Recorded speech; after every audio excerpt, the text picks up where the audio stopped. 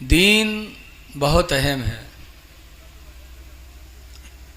बहुत ज़िंदगी गुजार देते लेकिन समझ नहीं पाते। हज़रत इमाम आदम अबू हनीफ़ा का ज़माना था। दो सगी बहनों का निकाह दो भाइयों के साथ हुआ।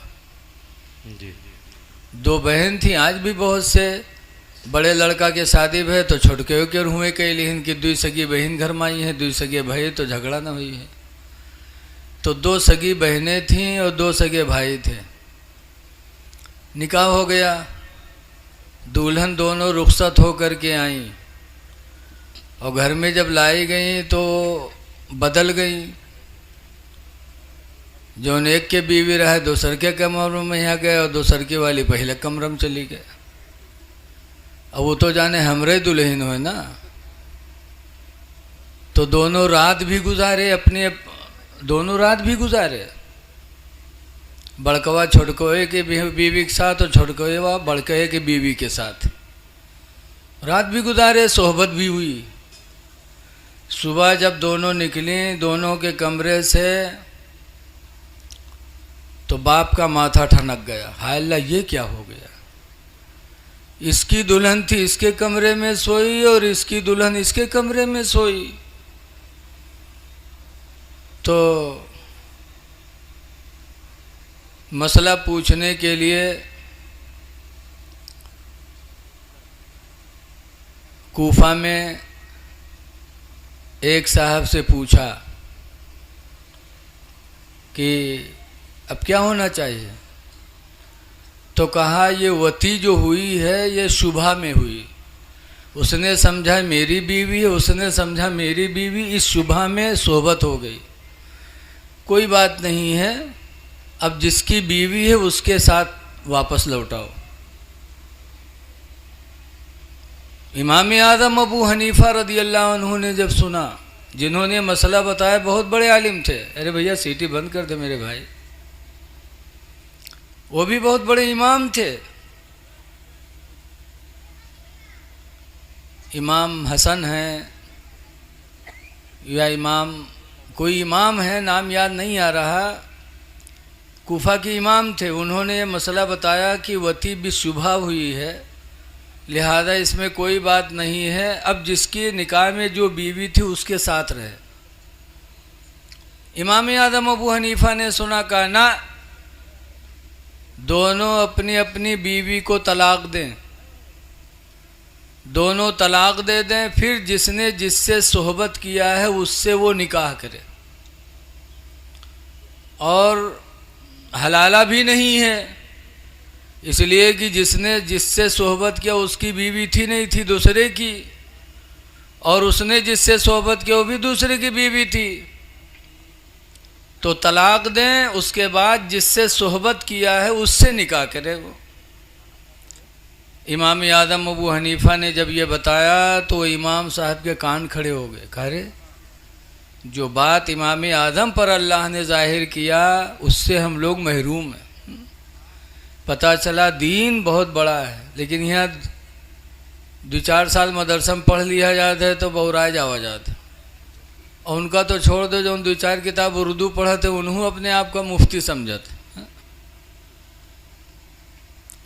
ऐ लोगों, इल्म बहुत ख़जाना है। हज़रत आमश रदियल्लाहु ताला अन्हु की बीवी थी। उन्होंने एक दिन अपनी बीवी से कहा, सुन ले, आज आटा ख़त्म हुआ तो अगर तू मुझसे कहेगे कि आटा ले आओ तो तुझे तलाक है। अगर किसी से कहलवाएगी कि कह दो आटा ले आए तो तुझे तलाक है। और अगर तूने लिख कर के दिया मुझे कि आटा ले आओ तो भी तुझे तलाक है। आमश ने कह दिया। अब बीवी उनकी परेशान कि आटा ख़त्म हो गया है। उन्होंने कह दिया अगर तू मुझसे बताएगी कि आटा नहीं तो तलाक, अगर कहाँ आटा ले आओ तो तलाक, और किसी से कहलवाया तो तलाक, और लिख के दिया तो तलाक। अब परेशान हो, घर में आटा भी नहीं है। हज़रत इमाम आज़म अबू हनीफ़ा रहमतुल्लाह अलैह के पास उनकी बीवी गईं, कहने लगी हुजूर इस तरीक़े से मेरे शौहर ने कह दिया, मैं परेशान हूँ, घर में आटा भी नहीं, कह भी नहीं सकती उनसे, ना आपसे कहलवा सकती, आप कहोगे तो तलाक पड़ जाएगी, कैसे करें? तो इमाम आज़म ने कहा जब वो दोपहर में सोएं तो जिस बोरिया में आटा रखती हो वही बोरिया ले जा कर के उनके कुर्ते के कोने में बांध दो। अल्लाह। और जब वो सो कर के उठेंगे और बोरिया लटकी तो देखबे करी हैं कि ये आटा वाली बोरी, इसमें आटा नहीं है, समझ जाएंगे कि आटा नहीं, खरीद कर दे देंगे जी। बता दिया, बड़ी खुश। हज़रत आमज दोपहर में सोए और जब सोए तो उनके बीवी गई आटा की बोरियां उनके कुर्ता में यहाँ बांध दी पीछे। अब जब उठे तो वो बोरिया लटकाए घूमे, घर वाले हंसे लगे, कहीं अब्बायू का हुआ, अब्बायू का हुआ, लगा थे 1 अप्रैल मनाई गए। 1 अप्रैल में ये सब होते कि नहीं होते? खैर आप लोग देहात के नहीं जाना, तो कहीं कहीं 1 अप्रैल बड़ी कायदे से मनाई जाती। जब वो बोरिया घसते तो अरे अब्बा ये का हुआ, अरे देखा, अरे तो आटे की बोरी है। अच्छा, आटा ख़त्म हो गया। तो बीवी को कहते हैं कुछ नहीं, ये चाल इमाम आदम ने तुमको बताया है। क्या कहने, इमाम आदम के अलावा इस मसले को कोई हल ही नहीं कर सकता था कि अब आटा भी मंगाना पड़ेगा और तुझ पर तलाक भी नहीं पड़ी। ये जहन अल्लाह ताला ने हज़रत इमाम आदम अबू हनीफा को दिया था। लेकिन इल्म वालों से लोग जलते बहुत हैं, जैसे आज मौलवी मौलाना से बहुत से लोग जलत हैं। जहाँ होटल में बैठी है तो मौलवीन के बुराई करी है। अल्लाह जाने मौलवी की बुराई करके फिर तुम दीन किससे सीखने जाओगे भाई? MP विधायक से सीखोगे, पुलिस दरोगा से सीखोगे, इंजीनियर डॉक्टर से इल्म दीन सीखोगे? दीन तुम्हें सीखना है मौलवी ही से। तो जब उसकी तुम बुराई ही कर रहे हो तो तुम मुसलमान हो, दीन की दौलत तुमको कहाँ से मिलेगी? क्या कहने, वाह वाह वाह। कुरान करीम की आयत नाज़िल हुई, मा काना मुहम्मदुन अबा अहदिम मिन रिजालिकुम, मोहम्मद तुम मर्दों में से किसी के बाप नहीं, वलाकिन रसूल अल्लाह, लेकिन अल्लाह के रसूल हैं, व खातमन नबिय्यीन, और नबियों में आखिरी नबी हैं। ये वो भी हो जाएगा, गेट हाई फाई बने वो भी हो जाएगा, सबके लिए पैसा है। और जब इमाम को रखेंगे तो तनख्वाह 7,000 8,000। उसके लिए गरीबी आती है। 100 फुट मीनार बनाने के लिए गरीबी नहीं आती। क्या इस्लाम में कहीं लिखा है कि मीनार बने तो 100 फुट बने? क्या कहीं लिखा है कि मस्जिद बने तो संगे मरमर ही लगे? कहाँ लिखा है कि गेट बने तो 50,000 का गेट, 50 लाख का गेट बन जाए? कहीं नहीं लिखा है। उसके लिए पैसा आपके पास है और इमाम को देखने के लिए आपके पास पैसे नहीं है। बीवी बीमार हो गई, बेचारा कर्जा मांग रहा है तुम्हारा इमाम। बच्ची की शादी है तो गांव वालों से मदद मांग रहा है, बिटिया की शादी कुछ मदद कर दो। ये हमारी आपकी गैरत मर गई है? एक इमाम को रख करके हम उसको तकलीफ देते हैं। ऐ लोगों, इसीलिए मुसलमान पीछे जा रहा है। और ये आज की बात नहीं, हर ज़माने में उलमा से लोग हासिद बने। इमाम आदम अबू हनीफा का ज़माना था। हज़रत इमाम आदम का जब अल्लाह ताला ने उनका दबदबा और अल्लाह ने उनकी शोहरत फैलाई तो लोग उनके हासिद हुए।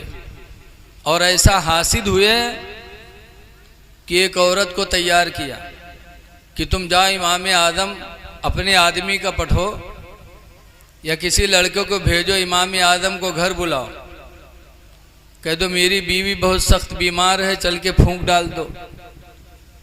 इमाम आदम को बुलाने गए, आए फूंक डालने के लिए। जैसे घर में घुसे, बाहर से लोगों ने दरवाज़ा बंद कर लिया और बीवी को पहले ट्रेनिंग दी थी। बीवी चिल्लाने लगी कि मुझे ये ज़बरदस्ती छेड़ रहे हैं, छेड़ रहे हैं, छेड़ रहे हैं। दरवाज़ा खोला गया, लोग जमा हुए। कादी कूफा के जो कादी थे उनके पास शिकायत ले गई। लोग लेकर गए कि ये इमाम आदम बनते हैं।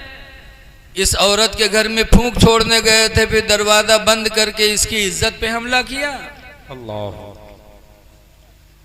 तो कादी शहर ने दोनों को जेल में डाल दिया। कहा शाम हो चुकी है, औरत को भी जेल डालो, इमाम आदम को भी जेल में डालो, सुबह फैसला होगा। चले गए जेल। कैसे कैसे हासिद थे, दुश्मन थे दीन के। इमाम आदम जेल चले गए, लेकिन जब जेल गए तो पूरी रात इमाम आदम सोए नहीं, इबादत में लगे रहे।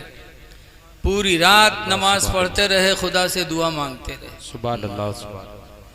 जब वो औरत ने इमाम आदम की इबादत देखी, 2 घंटा देखा, 3 घंटा देखा, 4 घंटा देखा, तो आके हाथ जोड़ के रोने लगी। इमाम आदम, खुदा के लिए माफ़ कर दो, मेरा दिल और ईमान गवाही देता है कि आप सच्चे हो।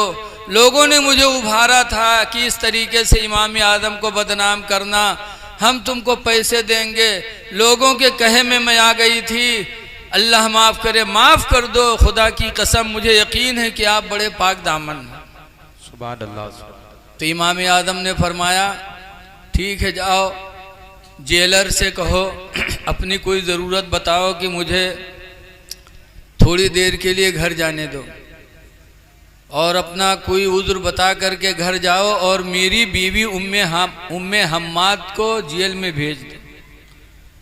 वो गई छुट्टी ले करके, और इमाम आदम की बीवी उम्मे हम्माद को जेल में भेज दिया।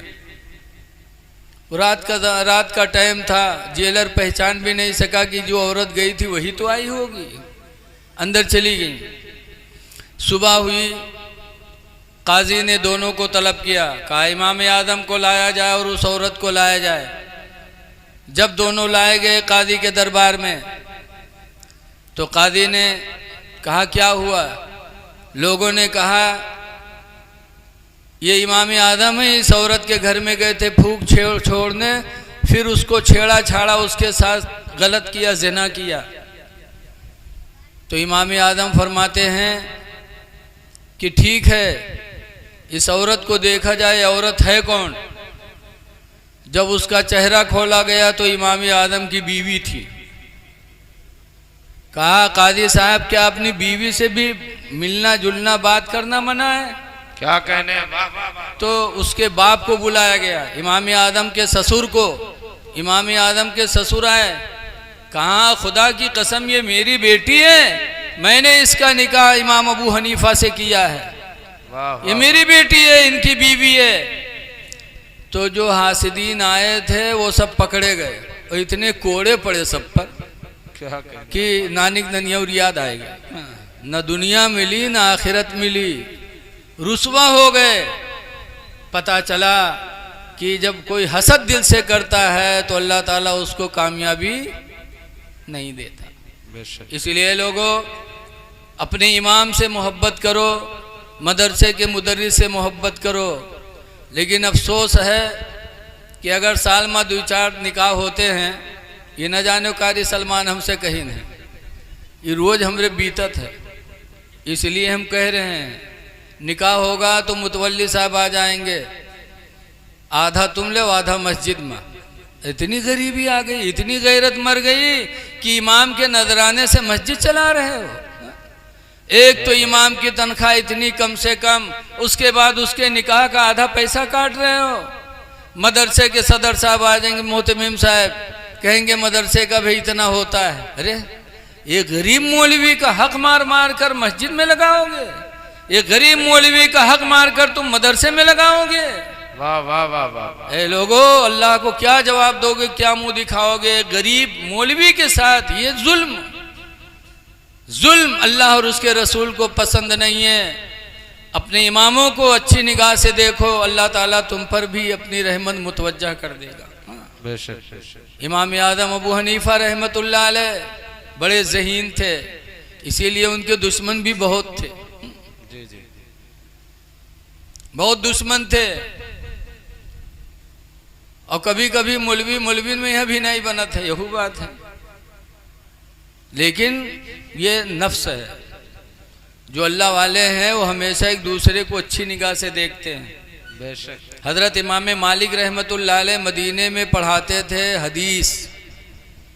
हजरत इमाम आदम पहुंच गए और जब इमाम आदम पहुंचे तो इमाम मालिक पहचान नहीं पाए, न पहचानते थे कि वो यहाँ कहाँ आएंगे। इमाम मालिक दर्स दे रहे थे। जब दे करके चले तो कहा ये कौन है?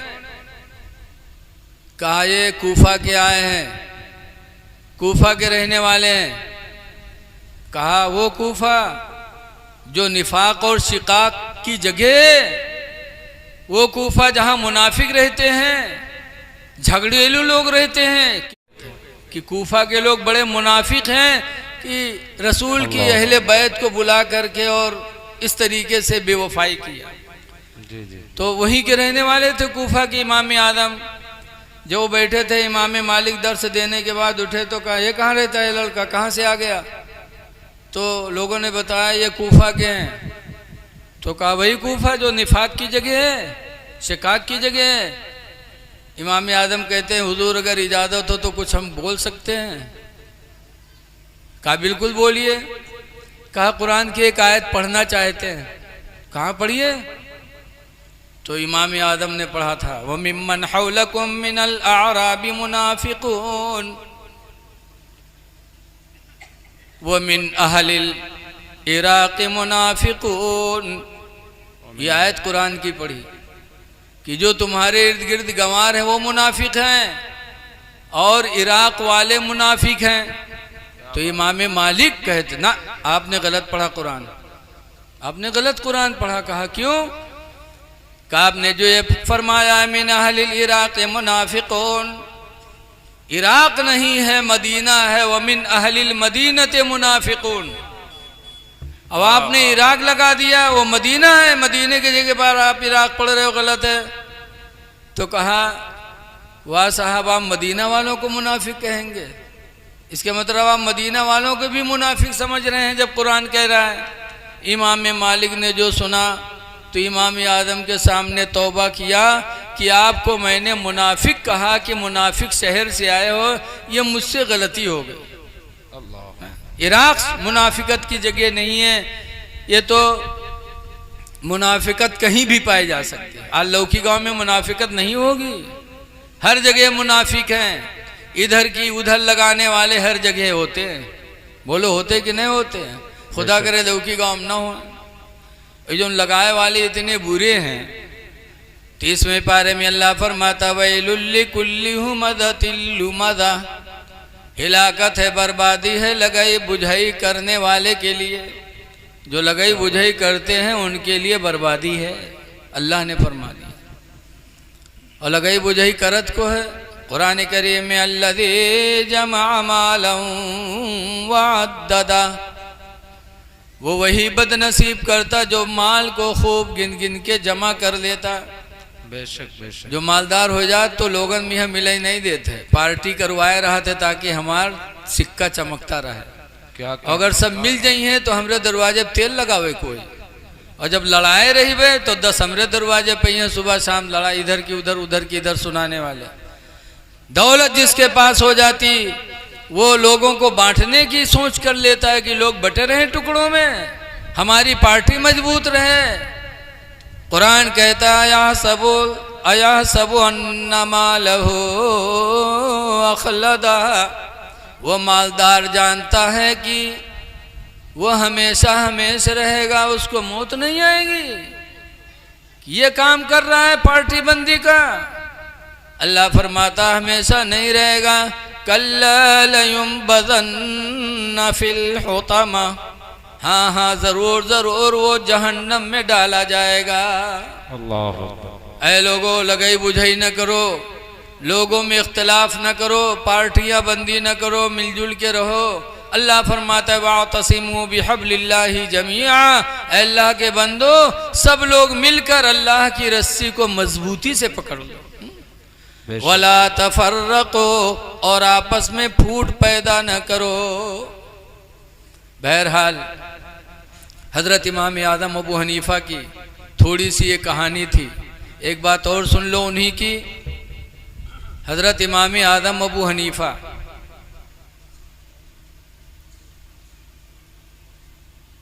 की कहानी है, थोड़ी सी इनकी कहानी। आज आदमी किसी को गलत कह दे तो लोग उससे लड़ने के लिए तैयार हो जाते हैं।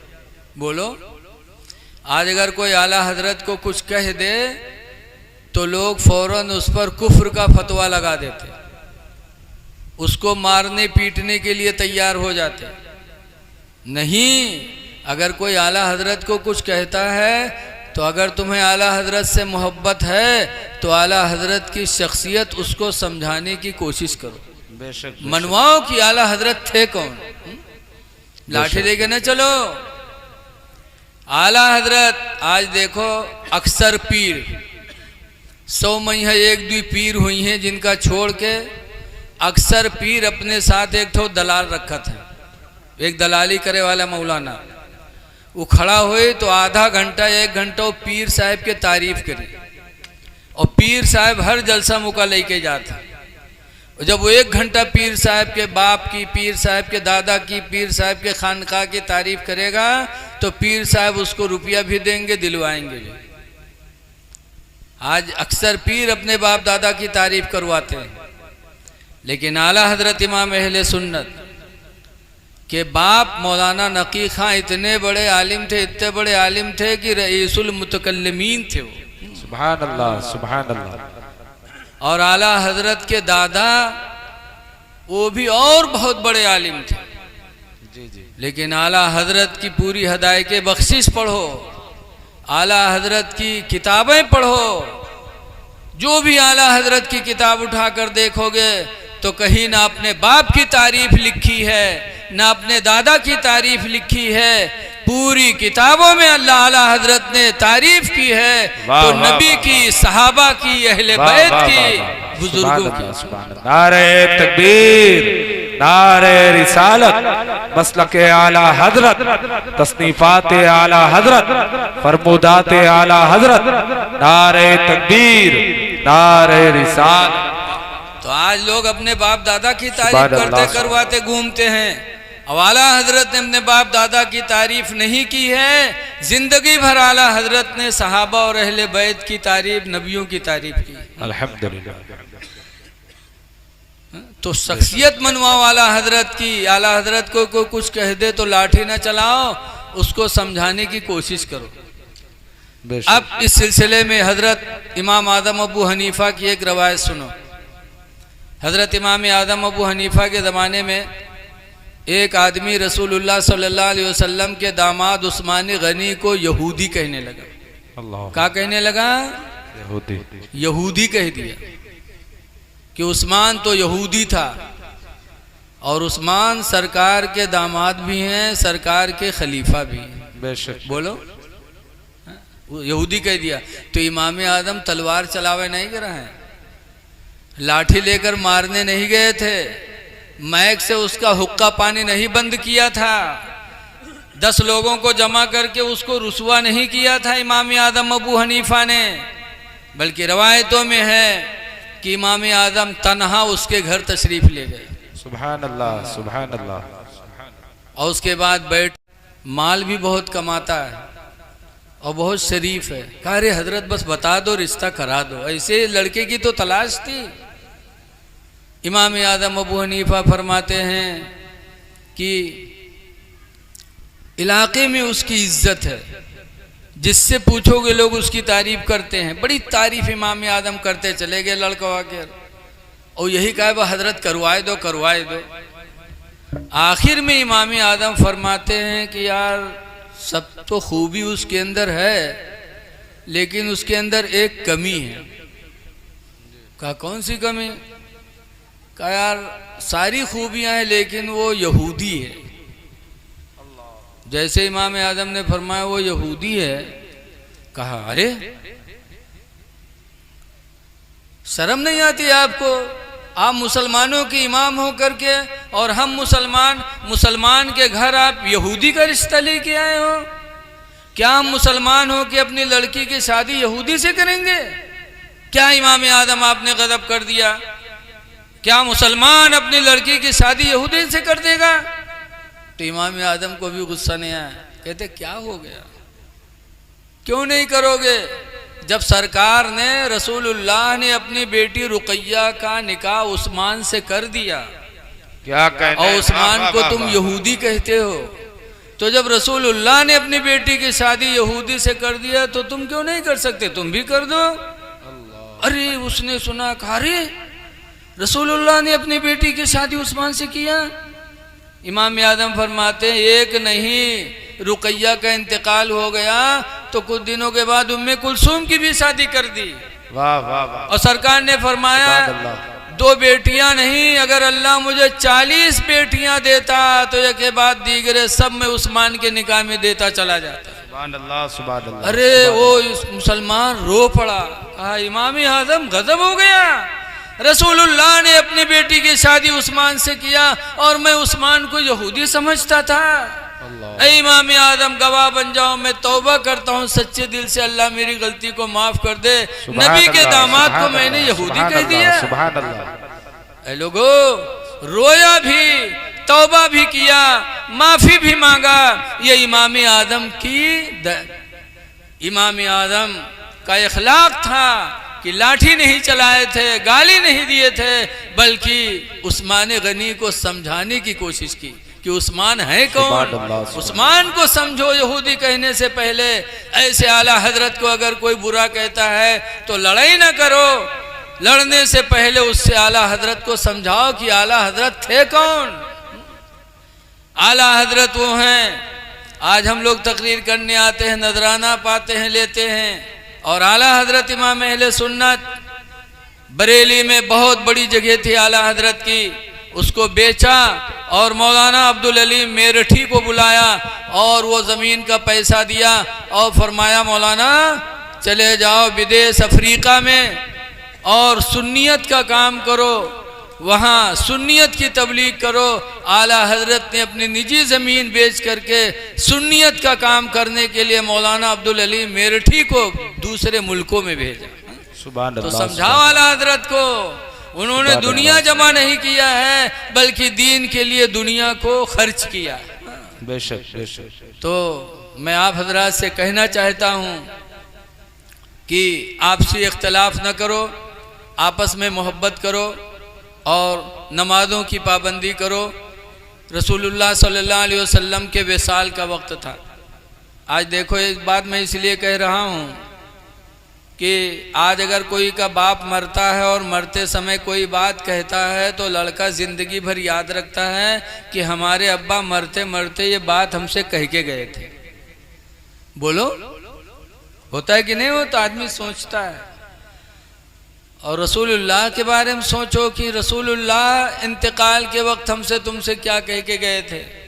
सरकार की बीवी हज़रत आयशा कहती हैं कि सरकार के आखिरी लम्हात थे, बीमारी का टाइम था, सरकार के सामने तसले में पानी भरा रखा था, सरकार उस पानी में हाथ ऐसे रखते थे, ऐसे ऐसे करते थे, और सरकार ने चलते चलते फरमाया था अस्सलातु वमा मलकत ऐमानुकुम, ऐ लोगो मैं जा रहा हूँ लेकिन 2 चीज़ का ख्याल रखना, अस्सलातु नमाज का ख्याल रखना, वमा मलकत ऐमानुकुम और अपने मातहतों का ख्याल रखना।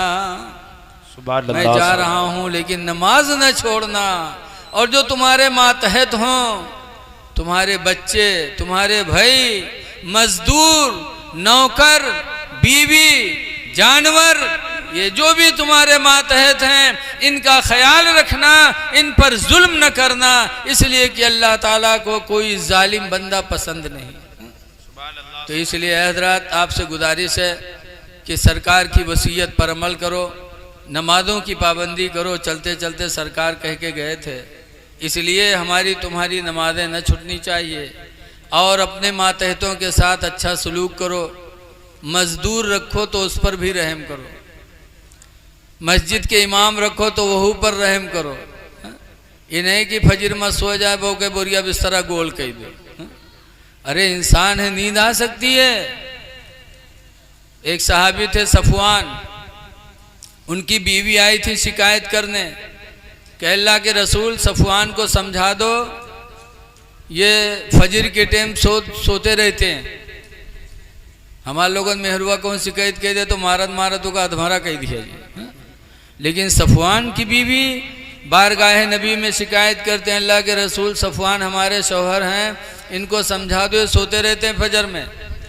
तो सरकार ने पूछा तो सफ़वान कहते हैं, अल्लाह के रसूल मैं किसान आदमी हूँ, दिन में मेहनत करता हूँ, कभी कभी आँख लग जाती नहीं खुल पाती।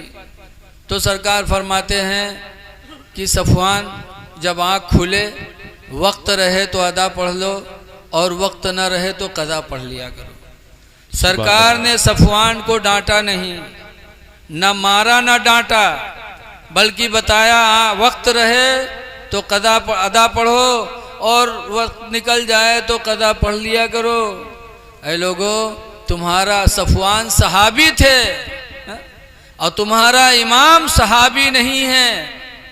सहाबी का दर्जा बहुत बुलंद है। हदीस में मेरे नबी ने फरमाया कि सहाबी अगर एक शेर जौ अल्लाह की राह में दे दे और सहाबी के अलावा कोई उहुद पहाड़ के बराबर सोना अल्लाह की राह में दे दे तो अल्लाह जितना सवाब सहाबी को देगा उतना सवाब दूसरे को नहीं देगा।